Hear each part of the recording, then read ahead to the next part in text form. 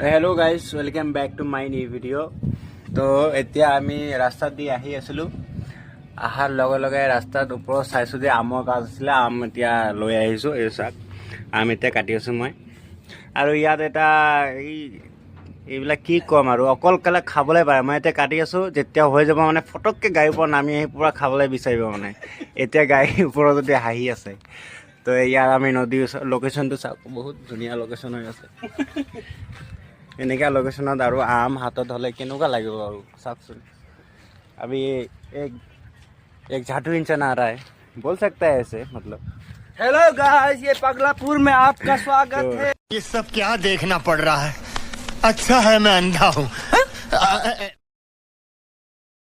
কাটিম আম খাম, তাৰপিছত এই জেচিবিখন চাই আছে যে এইফালে, তাত আকৌ গাড়ী লোড হ'ব, লোড হৈ আকৌ গুচি যাম। তো ইমানখিনি টাইম বহি বহি থাকি লাভ নাই। এতিয়া আমি আম খাম, এনজয় কৰিম আৰু বাছ বাই বাই।